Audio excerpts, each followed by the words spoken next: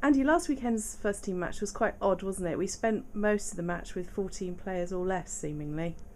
Well, yeah, I mean, what was in the first half? Did we have to lose? No, not in the first half. I think we were okay in the first half. Somebody got binned. But Rob Drysdale came on and promptly got sin binned, so we had 10 minutes without him. Then we made our sort of replacements to cover for guys that were hobbling around, so clearly injured players.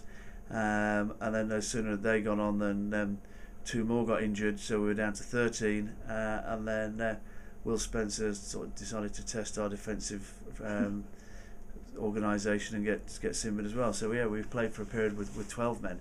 And you know, when you look at it in that respect, you know, we got off to a shocking start. 12 minutes in, and they'd scored 2 tries, 12 points up.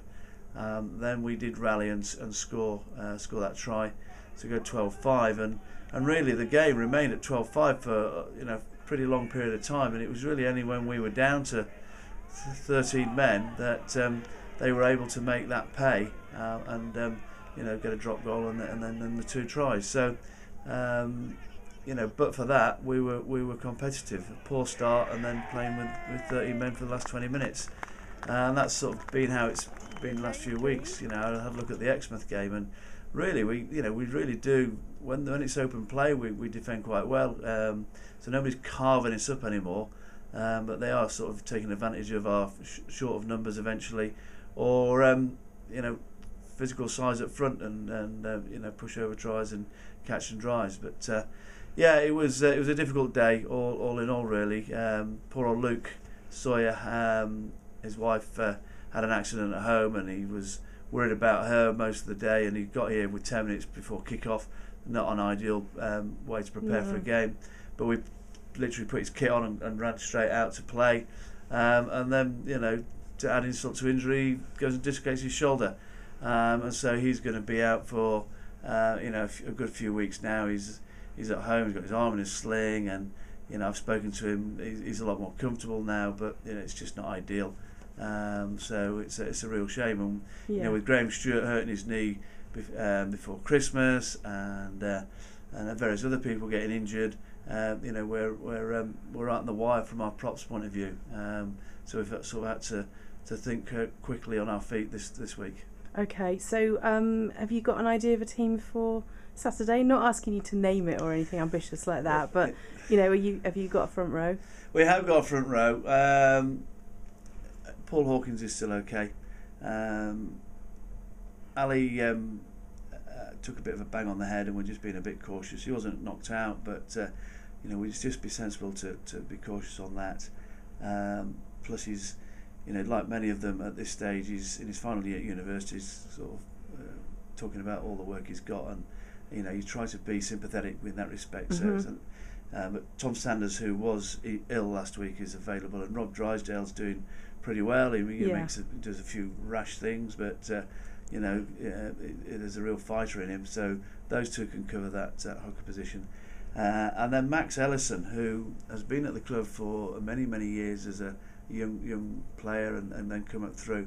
When you see Max, physically he's got all the attributes that you would want for a tight head prop, and he's got really good hands for a big fella. He's quite fast. Yeah, I mean, and his own admission will be that he's let his fitness sort of slip a little bit over the years. But we did a scrimmage session with Max on Tuesday night, with all of them. But he's a big guy. I mean, with him and Paul either side, and then hooker in the middle, it's a good size. So hopefully Max will be able to step up. Won't feel he's too much out of his depth, because I don't think he will be.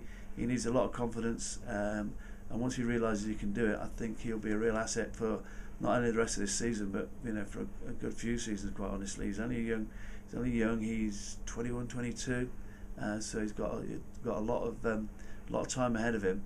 And if he wants it and prepared, just put a little bit of extra work in now, it could be a start of a good season for him. Okay, and how's Dan Thorne and his hamstring? Thorne pulled his hamstring, so we're having to juggle our number of scrum halves around. I think we've got 3 guys that can play scrum half. All of them are going to play, so it leaves the poor old second team a little bit short. Haven't decided which which rotation we're going to go for yet, as to who will play where, but one of them will clearly play at scrum half. Isaac, I'm really hoping Isaac's dead leg has recovered, and Josh Love is available this week, so we have the centres.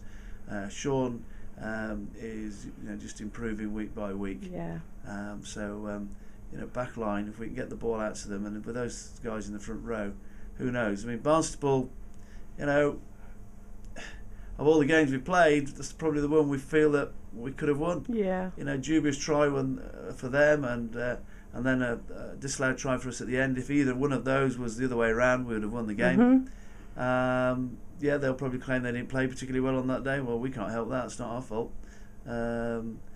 But they have been playing well, and they do play well away at home, and we don't play as well away as we do at home.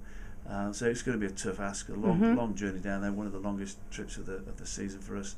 We'll go down there, we'll compete, and regroup for a very tough game the following week. Yeah. Okay. Thanks, Andy. All right.